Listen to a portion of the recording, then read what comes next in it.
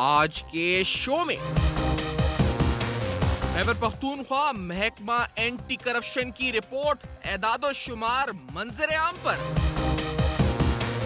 3 माह में 10 करोड़ रुपए बदनवानी की निशानदही, 245 शिकायत मौसूल।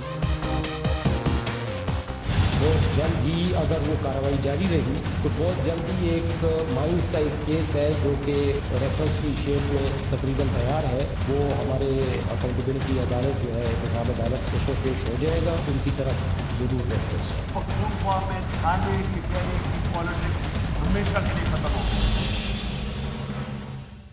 महकमे माल, बल्दियात, तालीम, पुलिस के खिलाफ शिकायत के अंबार, वजह क्या? खैबर पख्तूनख्वा से करप्शन के खात्मे का दावा, असल हकाइक क्या? अस्सलाम वालेकुम। पस पर्दा हकाइक सनसनीखेज इंकशाफात प्रोग्राम बेनकाब में हूं आपके साथ सैफान खान। जानना ये चाहते हैं आज के प्रोग्राम में, बेनकाब ये करना चाहते हैं कि बिलखुसूस सूबा खैबर पख्तूनख्वा में गवर्नेंस को बेहतर करने के, करप्शन को खत्म करने के दावे किस हद तक हकीकत हुए, वो ख्वाब किस हद तक शर्मंदा ताबीर हुआ। प्रोग्राम में स्टार्ट करते हुए एंटी करप्शन डिपार्टमेंट, यानी ये बड़ा बताना जरूरी है, वाजे करना कि नैब, एहतसाब कमीशन के अलावा प्रोविंशियल एंटी करप्शन एस्टैब्लिशमेंट जिसको कहा जाता है, उसके रिपोर्ट सहमाई के मुताबिक, जो हम इससे पहले न्यूज में आपने देखी हो शायद, लेकिन इस रिपोर्ट के कुछ अहम नुकात आपके सामने रखते चले, क्योंकि इसमें 4-5 डिपार्टमेंट्स की बाकायदा निशानदेही हुई है, जिसमें महकमा माल, महकमा बल्दियात, पुलिस, तालीम शामिल है, जिसके बारे में सब में ज्यादा करप्शन की कंप्लेंट्स मौसूल हुई, शिकायत मौसूल हुई और केसेस रजिस्टर हुए। टोटल केसेस की बात करें तो तकरीबन 10 करोड़ रुपए मालियत के केसेस, यानी उनकी वैल्यू तकरीबन 10 करोड़ रुपए बनती है, जो केसेस रजिस्टर हुए खैबर पख्तूनख्वा में एंटी करप्शन एस्टैब्लिशमेंट के पास। जो कंप्लेंट्स आई उन केसेस की बात हो रही है। तहकीकात के हवाले से कंप्लेंट्स तकरीबन 245 मौसूल हुई। सहमाई रिपोर्ट की बात हो रही है साल 2017 की एंटी करप्शन एस्टैब्लिशमेंट की। इस रिपोर्ट के अंदर आप उन एलिगेशंस, उन एफआईआर और उन एफआईआर के अगेंस्ट जो लोग अक्यूज्ड हैं, यानी जिन लोगों पर इल्जाम है कि उन्होंने करप्शन की है, क्या उनको अरेस्ट किया गया या नहीं किया गया, उसकी डिटेल्स भी इस फेहरिस्त के अंदर मौजूद हैं। ये तमाम केसेस जिनकी मैं बता रहा हूं मालियत 10 करोड़ बनती है, ये एक बहुत बड़ा सवाल है, अपने आप में बहुत बड़ा सवाल है। सवाल यह है कि आखिरकार क्या करप्शन के खिलाफ बहुत अच्छा काम हो रहा है खैबर पख्तूनख्वा की हुकूमत में? जो अच्छी बात है कि सूबाई एंटी करप्शन एस्टैब्लिश इतने केसेस बना रही है और इतनी करप्शन के खिलाफ कार्रवाइयां कर रही है, अच्छी बात है। दूसरी तरफ यह बात भी कि क्या वजह है कि खैबर पख्तूनख्वा के मुख्तलिफ डिपार्टमेंट्स में इतनी करप्शन हाईलाइट हो रही है, इतनी निशानदेही हो रही है, करप्शन के इतने केसेस सामने आ रहे हैं। ये कोई और बात की निशानदेही तो नहीं है, ये इसका मतलब कोई नेगेटिव साइन तो नहीं है, गवर्नेंस के लूप होल्स तो हाईलाइट नहीं हो रहे। प्रोग्राम में बेनकाब करेंगे हर हवाले से, सियासी हवाले से, गवर्नेंस के हवाले से, और इसके साथ नाकदीन क्या कहते हैं, अपोजिशन क्या मौक़िफ़ रखती है और हुक्मरान जमात वो क्या मौक़िफ़ रखती है, इस बारे में आज के प्रोग्राम में बेनकाब होगा। खैबर पख्तूनख्वा का गवर्नेंस मॉडल मेरे साथ रहेगा अब तक पर। आपके पास दोबारा हाजिर होंगे एक ब्रेक के बाद।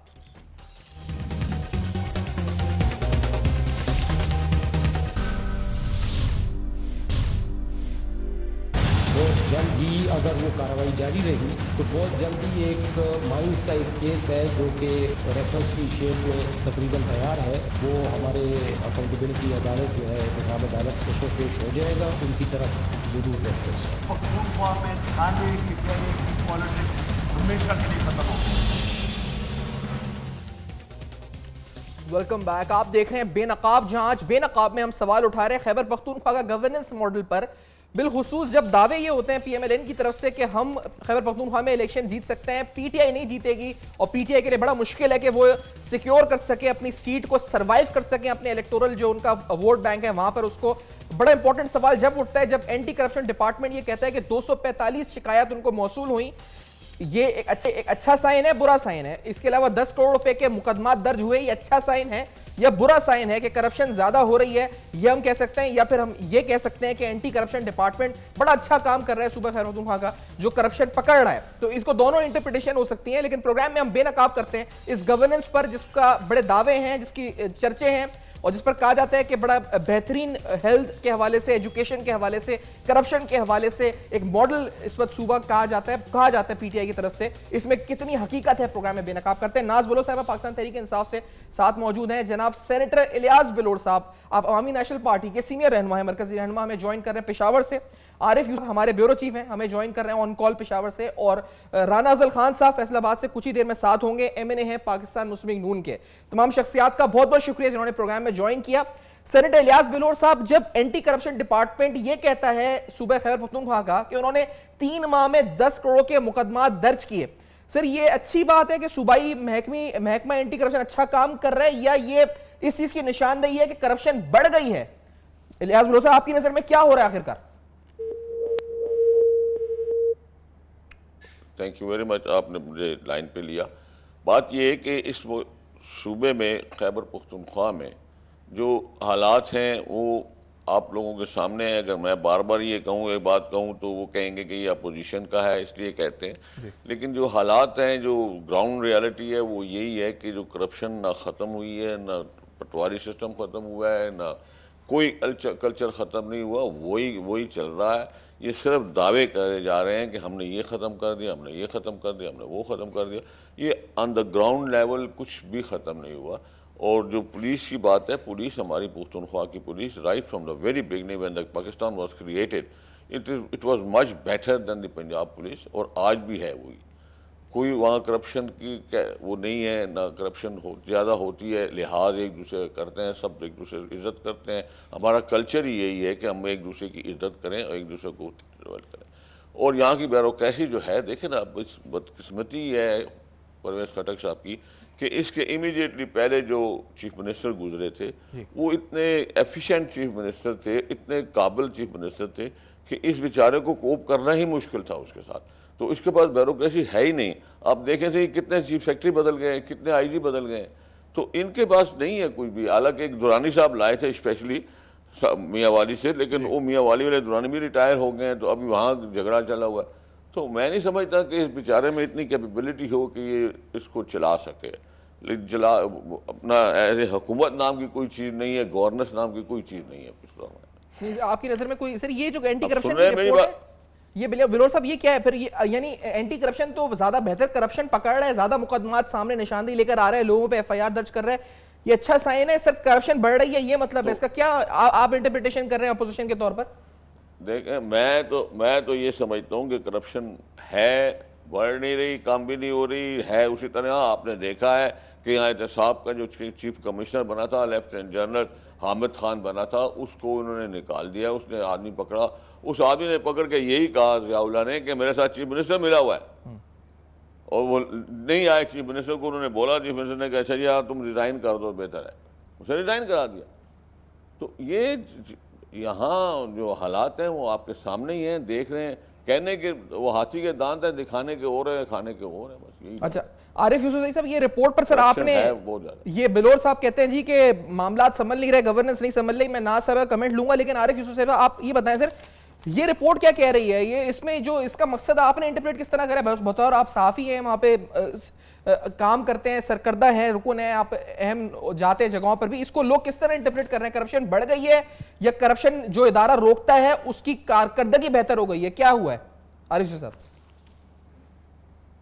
जहां तक इस रिपोर्ट का ताल्लुक है, जो कि एहतसाब जो इनका इदारा है एंटी करप्शन, उनकी जानिब से जारी की गई है, इसके मुताबिक तो एंटी करप्शन डिपार्टमेंट ने अपनी एक परफॉर्मेंस भी शो की है कि उनको 245 शिकायत मौसूल हुई थी, जिनमें से 60 पर कार्रवाई की गई है। उसमें सबसे ज्यादा जो करप्ट महकमा जो निशानदेही की गई है वो महकमा माल है, जिसके वजीर अली अमीन गंडापुर हैं, जो इस्लामाबाद में धरने के दौरान पकड़े भी गए थे। दूसरी नंबर पर बल्दियात का महकमा है, जो कि जमात इस्लामी के पास है। तीसरी नंबर पर जो महकमा है वो तालीम है, और चौथे नंबर पर पुलिस तालीम का और फिर पुलिस का महकमा है। तो एक तो ये है कि जो एंटी करप्शन डिपार्टमेंट की जानिब से कार्रवाइयाँ होती हैं वो तो जारी रहती हैं, लेकिन मैं आपको एक बात बताऊं कि खैबर पख्तूनख्वा के एंटी करप्शन डिपार्टमेंट में ज़ियाउल्लाह तुरू नामी एक अफसर को लाया गया था, और इमरान खान अक्सर स्टेजेस पर खड़े होकर बाकायदा उनको शेर का खिताब देते थे कि हम खैबर पख्तूनख्वा में ज़ियाउल्लाह तुरू को लेके आए हैं और वो बेलाक एहतसाब कर रहे हैं। लेकिन क्या हुआ कि उस ही ज़ियाउल्लाह तुरू को इस ही तहरीक इंसाफ ही की सूबाई हुकूमत ने जब उनकी सीट से हटाया, उनको ओएसडी लगाया, तो उनको उनके ऊपर 5 इंक्वायरियों के साथ समेत उनकी खिदमात वापस कर दी। मतलब सूबाई हुकूमत ने उनके ऊपर 5 इंक्वायरियां बनाई और 2 उनमें से नैब को भिजवा दी। अब जहां तक खैबर पख्तूनख्वा में करप्शन का या माजी की जो इलियास बिलोर साहब की हुकूमत है उनके साथ मुआवजे का, अच्छा ये जो 2 साल रहे ज़ियाउल्लाह तोड़ू साहब के और ये वाले जो अब 3 माह हैं इस वक्त, तो ये उनके जाने के बाद भी काम तो कर रहे हैं एंटी करप्शन डिपार्टमेंट, इसका मतलब, और उन पर भी तो इल्जाम लगा दिए थे जी कि उन्होंने खुद कुछ, मतलब उन पर जात पर भी तो इल्जामात उनकी कारकर्दगी के हवाले से लगा दिए गए थे जब ये कंट्रोवर्सी उठी थी। ज़ियाउल्लाह तुरू का जो ज़राए बताते हैं कि वो खैबर पख्तूनख्वा हुकूमत के कुछ बड़े करप्शन केसेस में काम कर रहे थे, जिसमें बिलियन सुनामी ट्री प्लांटेशन का एक मंसूबा था, जिसमें अवाम को सब्सिडी पर जो एडिबल आइटम्स जो बजट में रकम मुख्तस की गई थी, जिसमें घी, आटा, दालें वो शामिल थी, वो एक करप्शन के स्कैंडल के ऊपर मुबैना तौर पर काम कर रहे थे। और साथ साथ कुछ और बड़े नाम थे जिनके ऊपर वो काम कर रहे थे, उनको हटाया गया। अच्छा, अब जो माजी की अवामी नेशनल पार्टी की हुकूमत थी उसमें करप्शन के टैग्स लगे थे, जिसमें बाबा का नाम था, इजी लोड था, SMS सैयद मासूम शाह था। पाकिस्तान तहरीक इंसाफ की हुकूमत में करप्शन के टैग्स तो नहीं है, लेकिन इसका मतलब ये नहीं करप्शन नहीं है। देखें, इसी हुकूमत में एक पार्टी को इमरान खान ने कौमी वतन पार्टी को करप्शन बदनवानी के इल्जाम पर, अच्छा मैं हमारे से मेरे साथ ही रहे, क्योंकि मैं ये जो आपने अब तक बातें की नाज बोलो साहबा, ये जो हम इस रिपोर्ट पर कर रहे हैं, ये रिपोर्ट दिखा रहे हैं, मकसद सिर्फ ये है जी गवर्नेंस बेहतर हुई है नहीं हुई है आपके दौर में, हर सूबे पे करते हैं। नाज बोलो साहबा, क्या आखिरकार वजह है कि अभी बिलोर साहब भी कह रहे हैं और अभी हमारी आरिफ यूसुफ साहब जो हमारे ब्यूरो चीफ है वो भी बता रहे हैं, फिर ये रिपोर्ट कह रही है इतने केसेस करप्शन के 3 माह में, नाज बोलो साहबा ये क्या साइन है, ये क्या निशानदेही है? बिस्मिल्लाहिर्रहमानिर्रहीम। स्टेफान, सबसे अच्छी बात यह है कि पहले तो करप्शन की निशानदेही ही नहीं होती थी। इससे पहले जितनी भी हुक्मरान रहे, जितनी भी हुकूमतें, और खुद ANP की हुकूमत थी, इजी लोड के नाम से मशहूर हुए हुए थे ये लोग, तो इनके वजीर जो है वो जिस लेवल पे करप्शन करते थे तो वो उस कौम के सामने कोई तरक्याती काम नहीं हुआ। अब जब KPK में हमारी हुकूमत आई है तो पहली दफा ऐसा हुआ है कि लोगों ने बच्चों को अपने सरकारी प्राइवेट स्कूलों से निकाल के सरकारी स्कूलों में दाखिला करवाया। इसका मतलब है काम हो रहा है। 40,000 कुछ दिन पहले मरियम औरंगजेब साहिबा ने कहा कि आप पता नहीं 25 मिलियन बच्चे स्कूलों से बाहर हैं और खैबर पख्तूनख्वा में, और वो तो आपकी हुकूमत वहां पे रहेगी नहीं, वो तो ये भी दावा किया। औरंगजेब को हमने पेशकश की है कि उनकी हम बीनाई का मुफ्त इलाज करवाएंगे KPK में, क्योंकि और उसके अखराजात भी हम खुद ही बर्दाश्त कर लेंगे, क्योंकि वजीर इंफॉर्मेशन के पास जब इतनी नॉलेज ना हो तो उनको बात करनी ही नहीं चाहिए। KPK में 40,000 टीचर्स हमने भर्ती करवाए मेरिट के ऊपर, और 19,000 से ज्यादा तालीमी इदारों को साफ पीने का पानी हमने प्रोवाइड किया है। और पहली दफा ऐसा हुआ है कि हमने प्राइवेट स्कूलों से लोगों ने अपने बच्चे निकाल कर सरकारी स्कूलों पे इतना एतमाद बहाल हुआ लोगों का, तालीमी हमने अपना निजाम जो है ये उनका दावा कि इतने स्कूल से बच्चों से बाहर हैं, इतने स्कूलों में कितने स्कूलों ने गिनवाए हजारों जिनमें टॉयलेट्स नहीं है, जिनमें छतें नहीं है। देखिए हमारा जो बजट है ना, बजट का 25% हम तालीम पे दे रहे हैं, 25% बजट का हम तालीम पे दे रहे हैं। ये प्रायोरिटीज की बात है, ये तरजीहात। तो कितने स्कूल से बच्चे बाहर हैं साहब? अगर ये 25 मिलियन नहीं है, आपको कुछ अंदाजा है कितने मिलियन बच्चे स्कूल से बाहर इस वक्त हैं या नहीं है? हमने हुकूमत में आते ही पहले 6 माह के अंदर 80,000 गर्ल चाइल्ड को KPK में एनरोल किया है जो कि स्कूलों से बाहर थे। ये कितनी खतरनाक बात है कि 6 महीने में 80,000 बच्चे जो हमने एनरोल किए उससे पहले स्कूलों में नहीं जाते थे। इसके अलावा 6 माह में 80,000 बच्चे नहीं था। अच्छा, राना अफजल खान साहब से मैंने आप नाज हमारे पास आने में वाली स्टूडियो रस्ते में ही है इस वक्त ट्रैफिक में, लेकिन राना अफजल खान साहब ये कहते हैं खैबर पख्तूनख्वा हुकूमत 80,000 तो ये कोट कर रही है फिगर यहाँ पर कि इन्होंने एनरोल किए हैं। मरियम औरंगजेब साहिबा ने यह दावा किया था कि बच्चे निकल स्कूलों से बाहर है, 25 मिलियन कितने करोड़ों में तादाद बताती हैं। क्या बात है राना अफजल खान साहब, क्या पॉइंट स्कोरिंग हो रही है पॉलिटिकल इस वक्त खैबर पख्तूनख्वा गवर्नमेंट के साथ? PTI वर्सेस PMLN चल रहा है, क्या हो रहा है आखिरकार? देखिए, बड़ी अच्छी बात है अगर इन्होंने एनरोल किए हैं और ये फिगर जो दे रही हैं वो दुरुस्त है। मैं समझता हूँ ये वेरीफाई किए जा सकते हैं और ये अच्छी बात है। बात सिर्फ ये है कहने की कि ये लोग तो कहते हैं कि जी हम फरिश्ते हैं, हमने पता नहीं हर चीज़ ठीक कर ली है।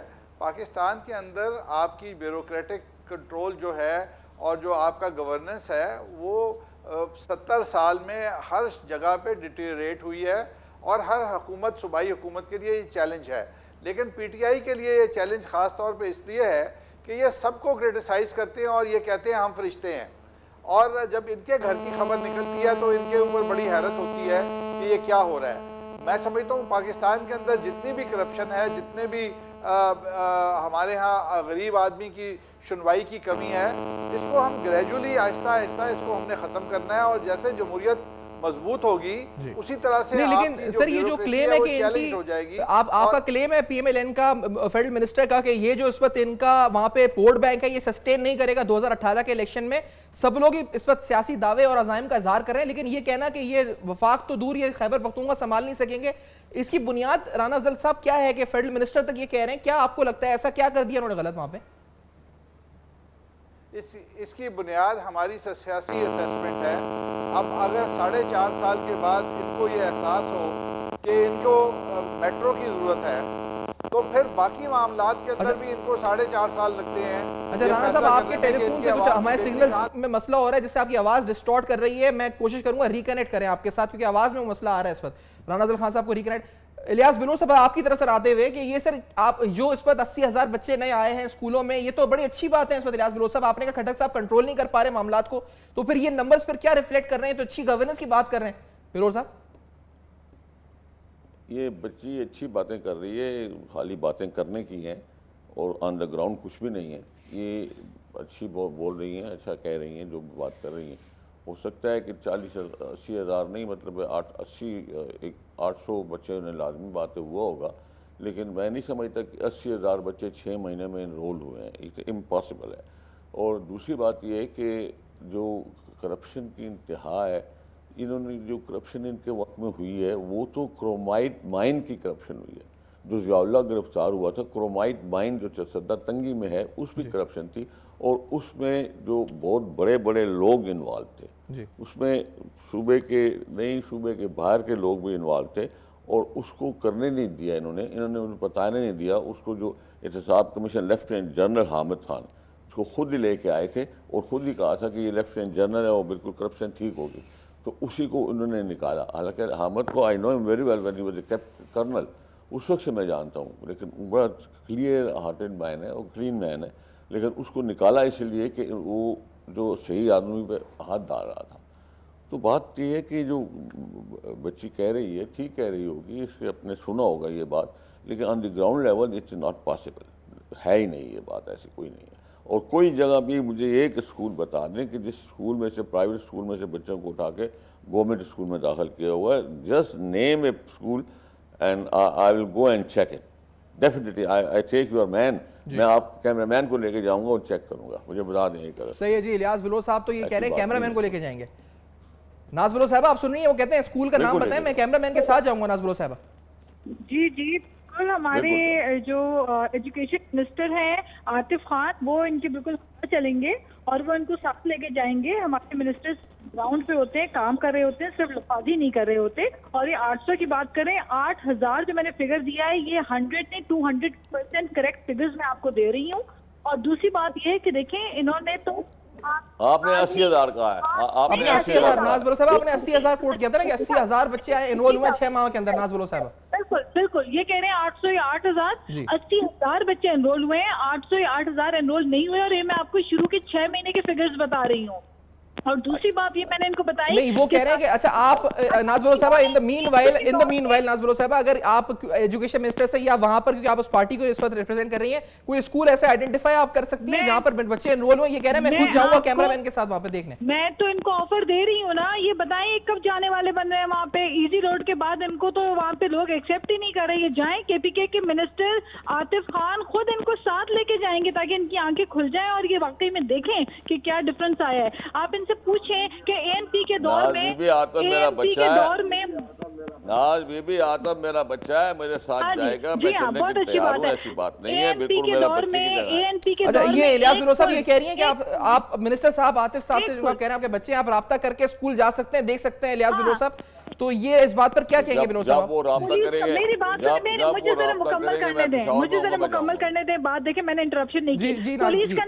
पुलिस का निजाम जो हमने इतना इम्प्रूव किया है कि आज सारे सूबे मिलकर इसकी तारीफें कर रहे हैं। खुद सिंध में देखें एडी ख्वाजा के साथ क्या हुआ, और केपीके में इतनी बड़ी हमने मिसाल दी है। आज पूरे सारे सूबे बैठकर कह रहे हैं, हर सूबे के आईजी, हर सूबे के डीआईजी चिल्ला चिल्ला के कह रहे हैं कि हमें केपीके की तरह इंडिपेंडेंस चाहिए और आजाद निजाम चाहिए। क्या ये एक कामयाब हुकूमत की जमानत नहीं है क्या ये एक कामयाब हुकूमत की नाज़ निशानी नहीं है? फिर मुझे बताइए, मैं इस फिर बात मुझे- को मैं नहीं, डिराई एक नहीं कर रहा कि सेकंड, एडी ख्वाजा साहब ने मेरे- तारीफ की है, मुझे- बिल्कुल, मुझे- लेकिन नाज़ मुझे साहब बताना- अभी रिसेंटली हमने एक इंसिडेंट देखा कि अख्तर अली शाह साहब जो एडिशनल आईजी थे वो कोर्ट चले गए हैं। वो कहते हैं कि आईजी आपने जो अपॉइंट किए केपीके में, वो आईजी दरअसल खैबर पख्तूनख्वा के जो आईजी आपने अपॉइंट किए हैं वो सीनियरिटी बेसिस पर नहीं है, और जिस दिन उन्होंने पिटीशन डाली है उसके अगले दिन 4 अप्रैल को एक नोटिफिकेशन के बाद उनको हटा दिया गया ओहदे से। एडिशनल आईजी जिनका नाम अख्तर अली शाह है उनको हटा दिया गया अगले दिन नाज़ बिलो साहिबा। तो ये क्या हो रहा है, ये क्यों हुआ है, मुझे एक्सप्लेनेशन चाहिए। मैं आपको पहली बात तो ये बता दूं कि किसी किस्म का सियासी इन्फ्लुएंस नहीं है पुलिस सिस्टम के अंदर। हमारा पुलिस का निजाम इतना आजाद हो चुका हुआ है कि ना एक एसएचओ को ट्रांसफर पोस्टिंग के लिए हम मुदाखलत करते हैं या चीफ मिनिस्टर मुदाखलत करते हैं, ना इमरान खान ने कभी ये अख्तर अली शाह साहब की हम किसी पिक्चर भी पुलिस में। चला रहे हैं स्क्रीन पे, अच्छा, नाज़ साहिबा ये और- बता दें फिर इनको और- क्यों हटाया गया 4 अप्रैल एक को। सेकंड मुझे बात जरा मुकम्मल करने दें। मैं आपको ये बताना चाह रही हूँ कि आपके सामने जो मिसाल हम लेकर आए हैं लॉ एंड ऑर्डर की केपीके के अंदर, डिस्पाइट द फैक्ट कि सबसे सेंसिटिव मोस्ट प्रोविंस हमारा है और सारे फेडरल एरिया ट्राइबल इलाके हमारे से जुड़े हुए हैं, उसके बावजूद हमने वहां पे जो कारकर्दगी दिखाई है, मेरा ख्याल है वो चलिए एक ब्रेक लेते हैं नाज़ बिलो साहिबा। लेकिन मीनवाइल मैं उम्मीद करता हूं आप स्टूडियो में जब तक हम पहुंचे ताकि हम इस पर ज्यादा फ्रूटफुल बात कर सके हल की तरफ, यानी केपीके के खैबर पख्तूनख्वा के मसाइल जो पीटीआई गवर्नमेंट जो है वो क्या डिलीवर कर पा रही है, क्या चैलेंजेस हैं, इस पर बात करते हैं। एएनपी साथ है, एएनपी के सीनियर रहनुमा मरकजी साथ हैं, राना अफजल खान साहब साथ हैं, आरिफ यूसुफजई साहब हमारे साथ हैं, नाज़ बिलो साहिबा साथ हैं। इस ब्रेक के बाद बेनकाब करते हैं मजीद हालात, मजीद फैक्टर्स को, मेरे साथ रहेगा अब तक।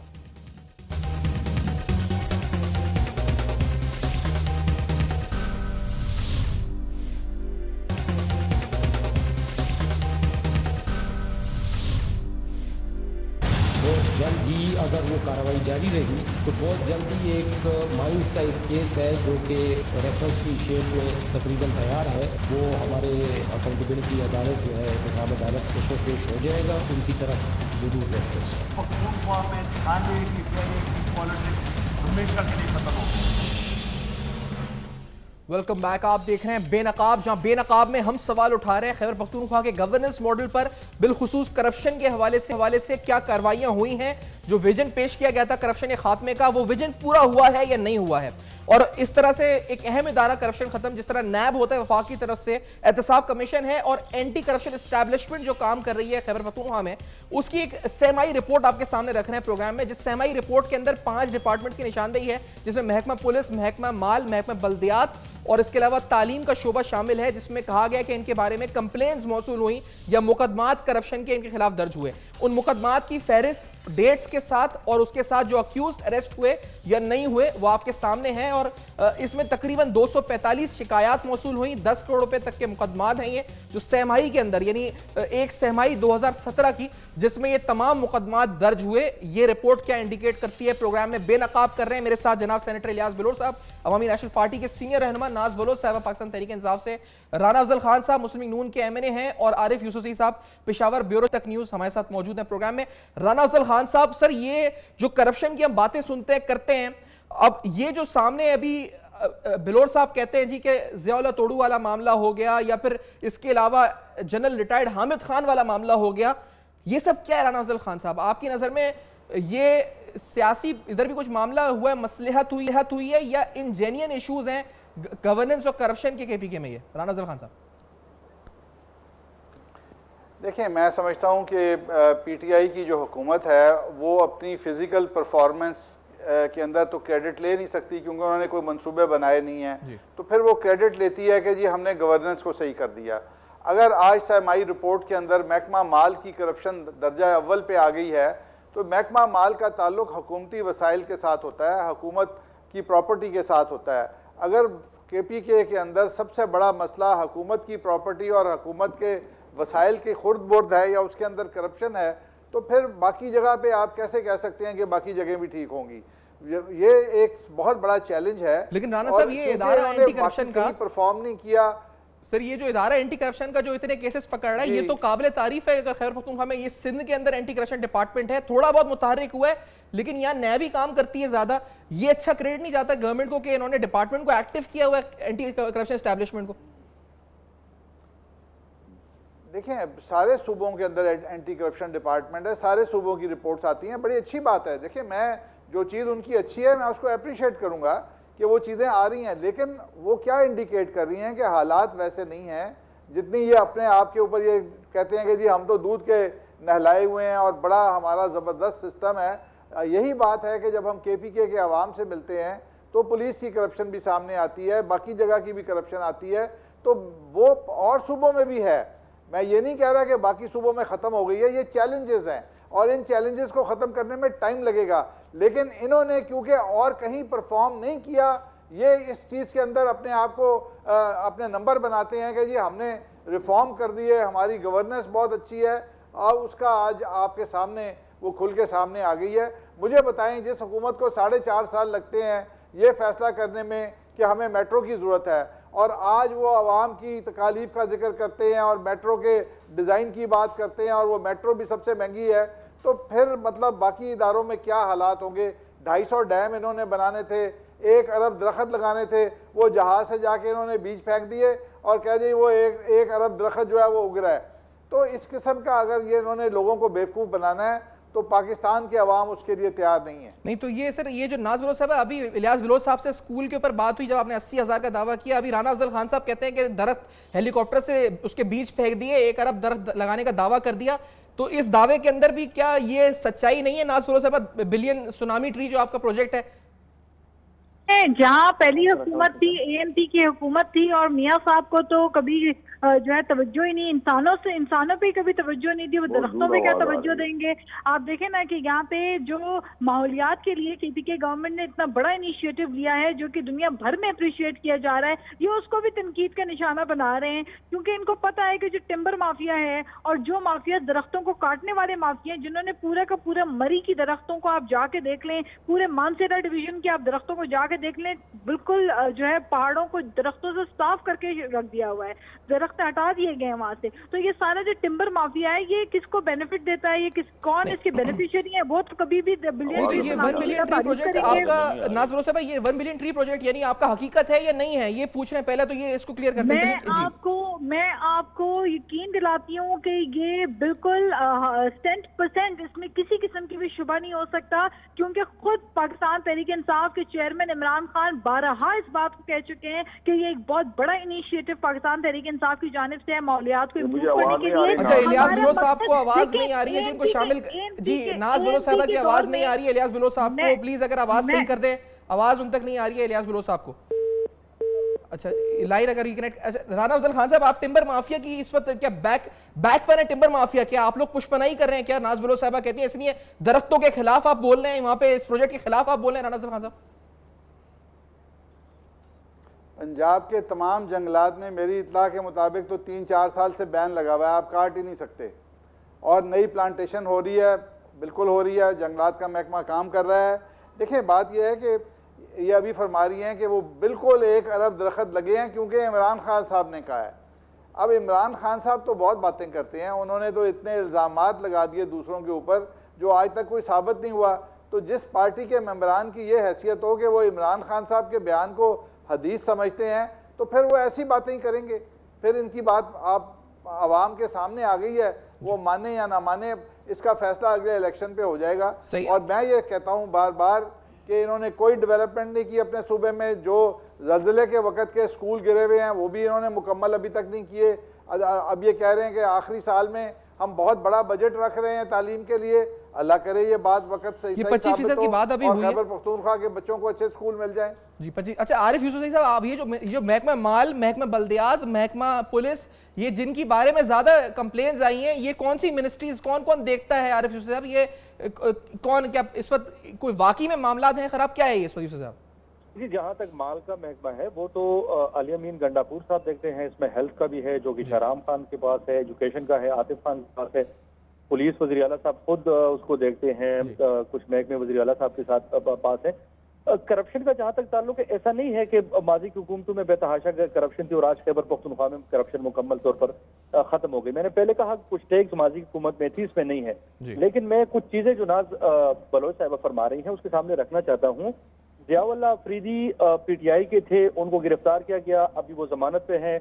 वो वही इल्जामात तहरीक इंसाफ हुकूमत पर, उनके वज़रा पर, वज़ीर आला परवेज़ खटक पर, असद कैसर पर वही करप्शन के इल्जाम लगा रहे हैं, वही मादनियात में करप्शन के इल्जाम लगा रहे हैं, बल्कि पूरी हुकूमती हिरारकी। अच्छा आरिफ साहब मेरे साथ ही रहेगा। आरिफ साहब क्योंकि नाज बलोच साहब अभी स्टूडियो पहुंच चुकी हैं, नाज बलोच साहब को प्रोग्राम में शामिल करना है। आरिफ साहब आपकी बात यहीं से कंटिन्यू करते हैं, मुझे एक ब्रेक लेनी है। इलियास बलोच साहब मेरे साथ हैं, राना अफजल खान साहब। नाज बलोच साहब, खैर पख्तूनख्वा गवर्नर करप्शन की बातें आखिरकार कितनी सच्चाई, कितना झूठ, क्या हकायक हम बेनकाब कर रहे हैं, मेरे साथ रहेगा अब तक।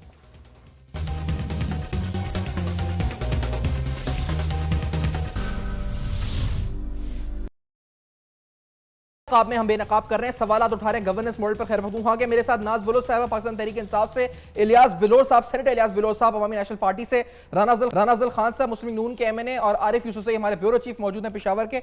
आरिफ यूसुफ साहब आपसे मैंने क्योंकि ब्रेक ली थी वहीं पे काटा था। सर क्या आप कह रहे थे करप्शन के बारे में, क्या इस वक्त सूरत हाल है, बिलाखिर असल हकीकत क्या है इस वक्त यूसुफ साहब?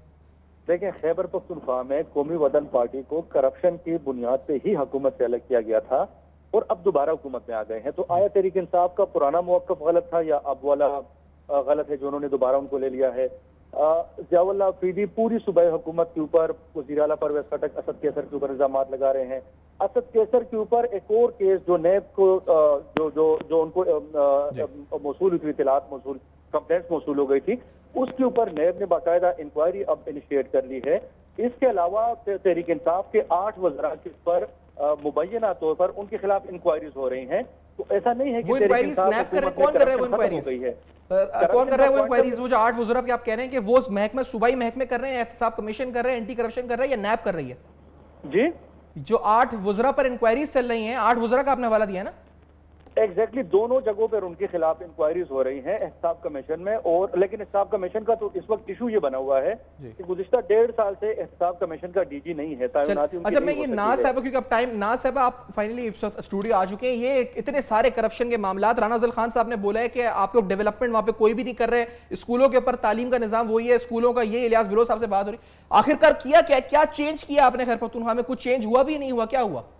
देखिए कि खैबर पख्तूनख्वा में हॉस्पिटल्स की हालत आप अब देखें और तब देखें जो एएनपी का दौर था, फिर आप डेवलपमेंट के काम अब देखें और तब देखें जब इनका दौर था। बिलियन ट्री सुनामी की जो हमने इतनी बड़ी कारकर्दगी परफॉर्मेंस हमने दिखाई है, ये लोगों के सामने चीज़ें हैं। स्कूल्स में इवन पीने का साफ़ पानी, 19,000 स्कूलों को केपीके में साफ़ पीने का पानी मुहैया किया गया इतने शॉर्ट स्पैन में। ये सारे जो काम हुए हैं, गर्ल चाइल्ड को स्कूल्स में एनरोल किया गया और पहली दफ़ा, मैंने आपको पहले भी बताया कि पाकिस्तान में पहली दफ़ा ऐसा हुआ है कि ये वज़रा का सुना जिन पर इंक्वायरी चल रही है, नाज बलोच साहब ये जो बता रहे हैं अभी आरिफ यूसुफ साहब, 8 वज़रा पर इंक्वायरी चल रही है। अब मैं बताती हूँ। पहली बात तो ये कि एक सिंगल करप्शन का चार्ज ये लेकर आ जाएं, हम इधर ही बैठे हुए हैं, हम मौजूद हैं, हम कहीं नहीं भाग के जा रहे, हम वो उनमें से नहीं है कि जो कभी जद्दा भाग जाएं, जो कभी बर्तानिया भाग जाएं। हम पाकिस्तान में बैठे हुए, हमने यही के लोगों की खिदमत करनी है और इसी मकसद के लिए करप्शन के तकरीबन मैं बताऊं आपके एंटी करप्शन के, मैं ये एंटी करप्शन सूबाई महकमा ही है ना इस पर, जिसने बताया जी 21 केस रजिस्टर किए हैं एक सहमाही में करप्शन के। वेरी गुड, लेकिन आपने कहा एक केस लेकर आ जाए, ये आपका अपना डिपार्टमेंट ही केस बता रहा है। 21 केसेस, एक नहीं 21 केसेस बता रहे हैं। एंटी करप्शन डिपार्टमेंट फाल है, काम कर रहा है, और अगर करप्शन की रोकथाम कर रहा है, इससे बेहतरीन कोई काम, अकाउंटेबिलिटी हो ही नहीं सकती एक सूबे के हाथ में। इससे पहले कभी ऐसा नहीं हुआ। We are setting records. अच्छा दूसरी बात यह है कि अगर ये समझते हैं करप्शन का केस ही तो कहते हैं नाज बलोच साहब, ये 21 केसेस हैं, ये तो एक नहीं 21 केसेस हैं। आपको करप्शन जो है ये ब्यूरोक्रेसी में या हर लेवल के ऊपर, हर सतह में कहीं ना कहीं जहां पे भी करप्शन है, अगर उसके ऊपर इंक्वायरी हो रही है, ये एक पॉजिटिव अप्रोच है। दूसरी बात, अगर ये समझते हैं कि हुकूमत के लेवल के ऊपर या किसी वजीर ने या किसी मुशीर ने या पाकिस्तान तहरीक इंसाफ के किसी बासर शख्सियत ने किसी किस्म की करप्शन की हो या कमीशन खाया हो या किकबैक लिया हो, तो नैब है ना, नैब के लिए तो सुप्रीम कोर्ट कह चुकी है कि नैब दफन हो चुकी है। आप नैब को फाल करें, आए पकड़ धकड़ करें, अभी स्पीकर का नाम भी उन्होंने लिया है, आप एहतसाब करें नैब की। अच्छा ये 21 केसेस चले, आप ये कहती हैं ब्यूरोक्रेसी में करप्शन है। इलियास बलोच साहब से असल में मसला ये सैफान, ये बौखलाहट का शिकार है। इन्होंने 5 साल कोई काम नहीं किया, इन्होंने कौम को ट्रक की बत्ती के पीछे लगाया। ये तो बड़ी पॉजिटिव चीज है। इलियास बलोच साहब ट्रक की बत्ती के पीछे लगाया कि 6 महीने में बिजली। इलियास बलोच साहब वज़रा पर करप्शन का कोई केस है? इलियास बलोच साहब ये कह रहे हैं कि जी मोदी को वज़रा पर देंगे। इलियास बलोच साहब सर आपसे पूछना चाहूंगा, क्या वज़रा पर करप्शन का कोई केस है? खान साहब जी सर। खान साहब मैं आपको बताऊं कि बलोच साहबा बड़ी तेज़ बोलती हैं और बलोच साहबा को ये कहना चाहिए कि जो कल्चर होता है हम लोगों का, पुख्तूनख्वा का कल्चर हो रहा है, कराची का हो रहा है, हम लोग जो बात करते हैं तरीके से आराम से बात करते हैं, हर बात का सबूत भी देते हैं। मैं एक बात पूछना चाहता हूँ कि मोहतरमा जो हैं ये कराची से कब पेशावर आई हैं और कब हॉस्पिटल गई हैं? मैं हॉस्पिटल पिछले हफ्ते गया हूँ, लेडी रीडिंग हॉस्पिटल गया हूँ, बताएं ये कब गई हैं साहब? देखिए ना, अब आसमान नीचे आ गया है और चांद नीचे आ गया है, तारे भी नीचे आ गए हैं, आप कहते रहिए, लेकिन हमें तो नज़र नहीं आ रहे ना। मैं तो खुद जाके देखता हूँ, अभी नाज बीबी जो हैं ये बैठी हैं कराची में और ये कहती हैं कि मैं अस्पताल में ये हो गया और आसमान नीचे आ गया है और तारे नीचे आ गए हैं, चांद नीचे आ गए। अरे ऐसी बात नहीं। आप पिछले हफ्ते गए अस्पताल, नाज आप कब गई हैं अस्पताल खैबर पख्तूनख्वा के? देखिए मैं लास्ट वीक गया हूं हॉस्पिटल में और इवनिंग को मैं अक्सर जाती रहती हूं और मैंने बेशुमार विजिट किए। मुझे पता नहीं था मुझे पता नहीं था कि केपीके जाके पहले बिलोर साहब को इत्तला करनी होती है कि हम आए हुए हैं केपीके और हम दौरा कर रहे हैं यहाँ पे। और दूसरी बात ये है कि जनाब आज मीडिया आजाद है, सोशल मीडिया आजाद है, इस उम्मीद कि इस पर हम फॉलो भी करेंगे फिर जरूर इंशाल्लाह, क्योंकि जिस तरह तमाम सूबे पे बात करते हैं गवर्नेंस की, तो खैबर पख्तूनख्वा के भी और फॉलो भी रखेंगे। नास बहुत शुक्रिया आपने ज्वाइन किया, इलियास बलोच साहब सर बहुत शुक्रिया, और राना अफजल खान साहब बहुत शुक्रिया आपने ज्वाइन किया, आरिफ यूसुफ साहब जिन्होंने ज्वाइन किया। फीडबैक फेसबुक, ईमेल और ट्विटर देखते रहेगा। अब तक पीर को फिर हाजिर होंगे बेनकाब के साथ। अपना बहुत ख्याल रखिएगा।